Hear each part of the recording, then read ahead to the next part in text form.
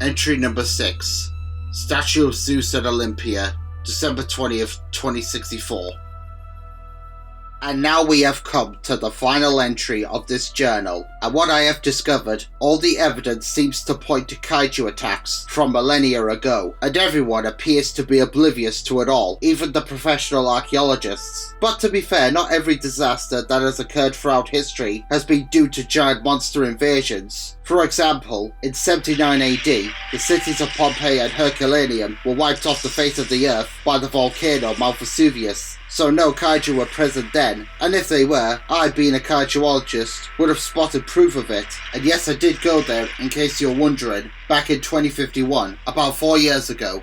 While writing up my theories on what happened to the 6 wonders that didn't make it to the present, I have been debating whether or not to show my following colleagues on my discoveries, or keep it all to myself when I return home, as I only have a couple more days in Cairo before heading to the airport. The weather is usually hot at this time of year in Egypt, despite it being December, but the heavens seem to have opened up today. Must be the wet season or something. Anyway, my final destination was the birthplace of the legendary Olympic Games, Olympia, which was home to another lost wonder. However, this one was the great statue of the king of the gods, Zeus, the god of thunder, who was said to control lightning. Now, the statue was built of bronze and ivory in 435 BC and met his demise by fire in 425 AD. Oh yes, there was fire that brought the demise of the great statue, but after all my research, I highly doubt that it was caused by the Romans, or even the Catholics, as they'll tell you in the history books, and I know because I was in Olympia last year. The area itself,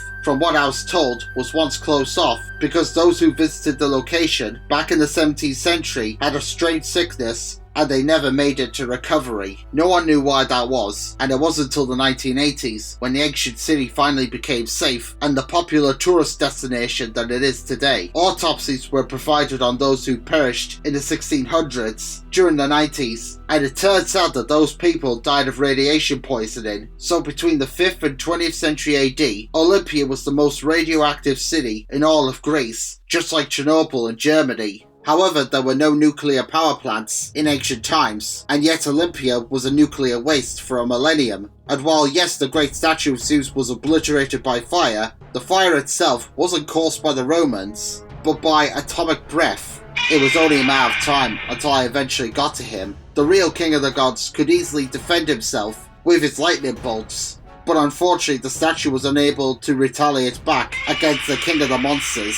Of all the natural disasters that have occurred throughout the eons, he is Mother Nature's agent, and is a true force to be reckoned with. Despite being cited throughout history, he has always made his presence known to the human race, and one of his first contacts with human civilization was in 425 AD, 5 centuries after the time of Christ. He would have arisen out of the Mediterranean Sea, and made his journey across the Greek countryside. His destination? Olympia, but not to watch any Olympic Games. He approached the ancient metropolis and unleashed his wrath amongst the defenseless citizens.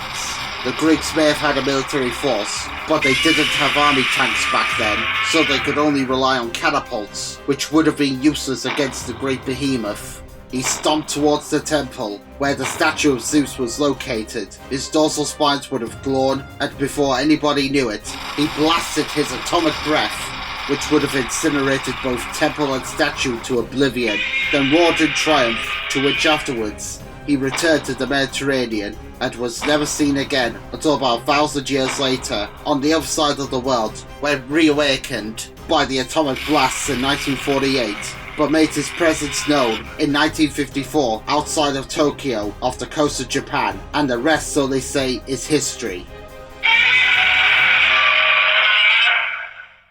After doing all my research, and because we share the world with Titans, I'm convinced 100% that the 6 wonders of the ancient world were the victims of kaiju attacks. In fact, it wouldn't surprise me if those old sailors' drawings of sea serpents attacking ships were records of encounters with kaiju themselves. And if that's the case, then why did our ancient ancestors document what they saw, with the exception of one who secretly wrote down the Rhodes incident?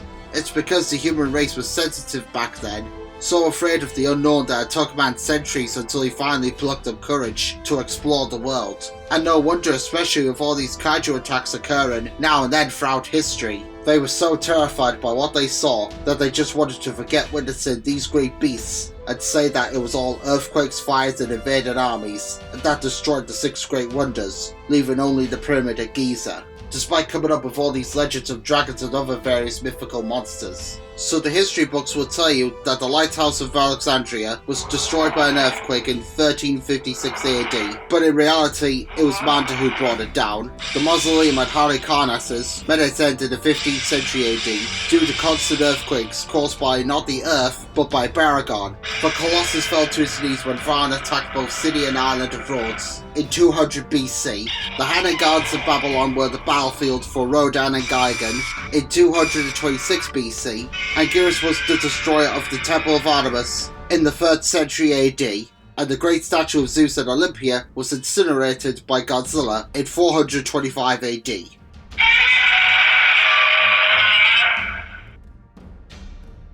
It has been an astonishing journey finding out all this unknown knowledge, and despite now and then hearing reports of giant monster attacks in cities around the world, I'm still amazed that this has never occurred to anybody, that the six lost wonders met the same fate. I think I should get this new discovery out into the world. I'll be meeting up with some of my colleagues next Friday, and perhaps I'll discuss it with them.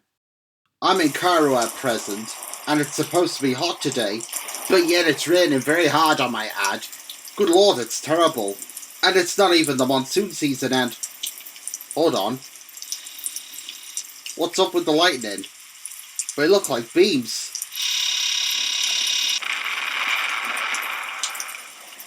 And a building's just been blown up. What's that strange noise? It seems to be coming from the sky. I don't like the look of that black shape. And is it me, or does it resemble a dragon with 3 heads? I gotta take shelter before it's too...